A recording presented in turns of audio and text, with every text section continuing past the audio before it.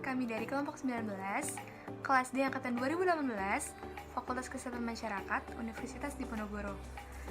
Kelompok kami terdiri dari 4 orang, yaitu ada Nurul Dewi Anggraini, Anazaril Fatika Anwar, Lulus Anofariska, dan yang terakhir saya sendiri, Jian Hanif Sudarmadi. Have you guys know? Osteoporosis disebabkan oleh defisiensi vitamin D. Nah, gimana sih hal itu bisa terjadi khususnya di wilayah pesisir? So, in this video, kita akan menjelaskan semuanya, jadi jangan lupa mendengarkan.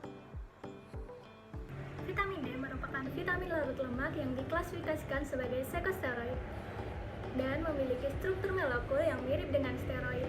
Vitamin D dapat dijumpai dalam sumber makanan, suplemen, dan juga sintesis endogen di dalam kulit. Vitamin D dapat membantu pembentukan tulang, menurunkan risiko penyakit kanker, penyakit autoimun, penyakit kardiovaskular, dan juga penyakit infeksi. Sumber utama vitamin D terdapat pada provitamin D yang terdapat di bawah kulit, yang kemudian teraktivasi oleh paparan sinar matahari. Sinar ultraviolet B atau UVB akan segera menembus kulit dan mengubah provitamin D3 di dalam kulit menjadi previtamin D3 yang kemudian akan menjadi vitamin D3. Asupan makanan juga sangat mempengaruhi kadar vitamin D di dalam tubuh. Sumber makanan yang kaya akan vitamin D contohnya seperti ikan kanan, telur, dan makanan yang telah difortifikasi vitamin D seperti roti, susu, dan juga margarin. Di Asia Tenggara, prevalensi kekurangan vitamin D mencapai angka 30% sampai dengan 50%. Indonesia merupakan negara kepulauan, sehingga peran nelayan menjadi sangat vital.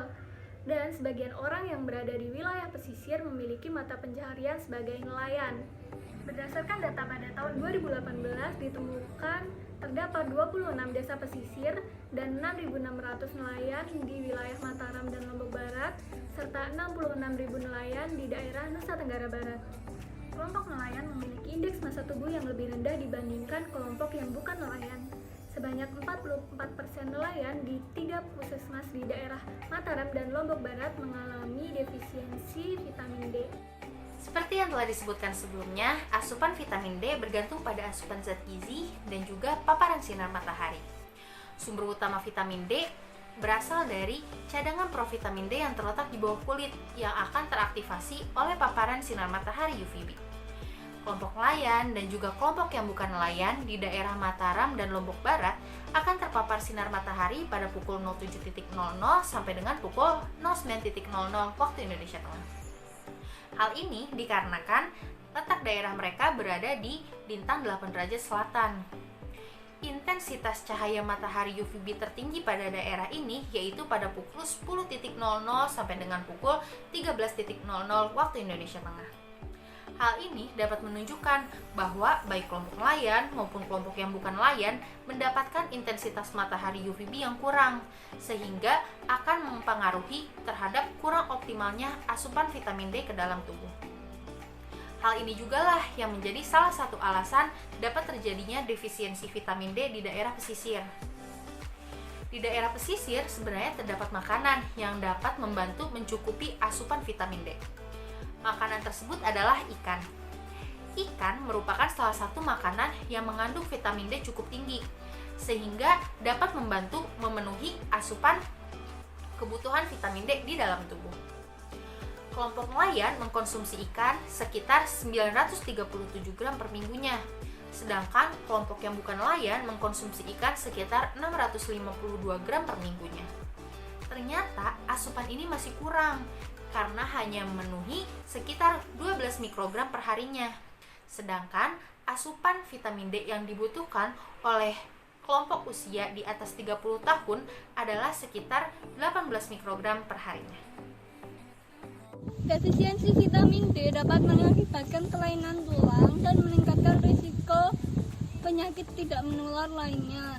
Ketika terjadi defisiensi vitamin D, hormon paratiroid meningkat dan meningkatkan resepsi tulang sehingga menyebabkan resiko fraktur tulang. Osteoporosis seringkali terjadi tidak dengan gejala dan tidak terdiagnosis. Maka dari itu osteoporosis sering disebut dengan silent disease. Osteoporosis baru disadari ketika terjadi kelainan bentuk tulang ataupun struktur tulang, baik karena spontan maupun trauma. Wanita lebih berisiko osteoporosis dibanding pria. Hal ini terjadi karena densitas tulang wanita lebih rendah daripada pria. Wanita juga rentan mengalami pengapuran tulang. Untuk mencegah dan mengatasi defisiensi, maka diperlukan asupan makanan yang kaya akan vitamin D serta paparan sinar matahari UVB yang cukup untuk mengaktifasi provitamin D menjadi vitamin D. Sumber makanan yang banyak mengandung vitamin D berasal dari ikan seperti ikan salmon.